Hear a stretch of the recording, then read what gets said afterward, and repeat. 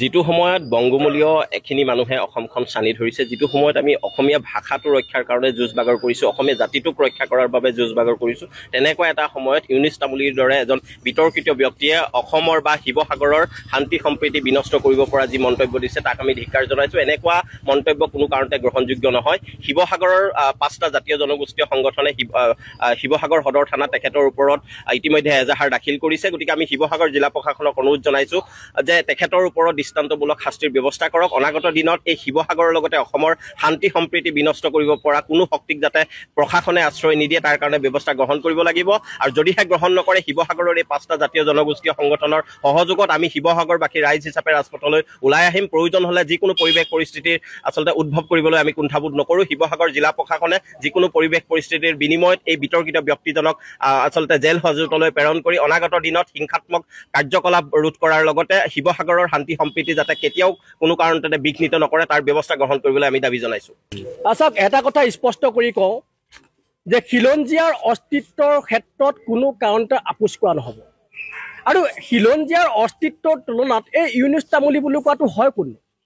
ইউনুছ তামুলীয়ে সামাজিক মাধ্যমত যে খিলঞ্জীয়াৰ অস্তিত্বৰ প্ৰতি ভাবুকি আনিছে, গোষ্ঠীগত সংঘৰ্ষ লগাবৰ কাৰণে চেষ্টা কৰিছে, সাম্প্ৰদায়িক সংঘৰ্ষ সূচনা কৰিবৰ কাৰণে এক পৰিৱেশৰ সূচনা কৰিব বিচাৰিছে। গতিকে এই ইউনুছ তামুলীক আমি সকীয়াই দিছোঁ যে তুমি যদি এনেকুৱা ধৰণৰ কাম কাজবিলাক যদি বন্ধ নাৰাখা, তুমি নিজৰ শিৱসাগৰতে আহি কিন্তু মাটি বিচাৰি নাপাবা সপনি পুতিবলৈ। সেইকাৰণে আমি সকীয়াই দিছোঁ তেখেতক। আৰু সমান্তৰালকৈ আমি ক'ব খুজিছোঁ যে শিৱসাগৰত এখন নাগৰিক সভাৰ আমি উদ্যোগ লৈছিলোঁ।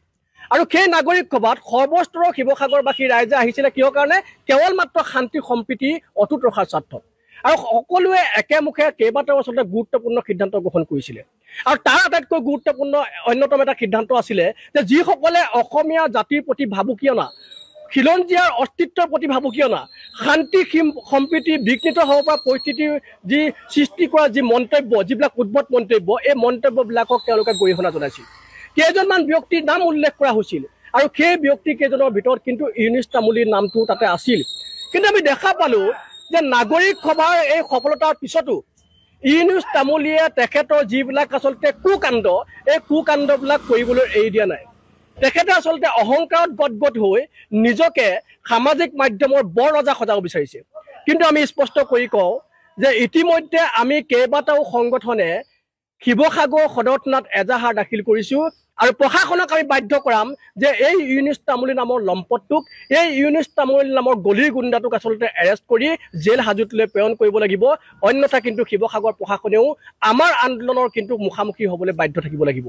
আৰু সমান্তৰালকৈ ক'ব খুজিছোঁ যে অসমীয়াৰ অস্তিত্বৰ প্ৰতি ভাবুকি অনা, খিলঞ্জীয়াৰ প্ৰতি ভাবুকি অনা আৰু যিকোনো ধৰণৰ শান্তি সম্প্ৰীতি বিঘ্নিত হোৱা পৰিৱেশৰ সৃষ্টি কৰিব পৰা যিকোনো শক্তিৰ বিৰুদ্ধে যুঁজ দিবৰ কাৰণে অনুসূচিত জাতি ছাত্ৰ সন্থা সাজু হৈ আছে, অসমীয়া জাতি সাজু হৈ আছে আৰু সৰ্বস্তৰৰ দল সংগঠন সাজু হৈ আছে। গতিকে সকলোকে আমি আপোনালোকৰ মাধ্যমেৰে সকীয়াই দিলোঁ।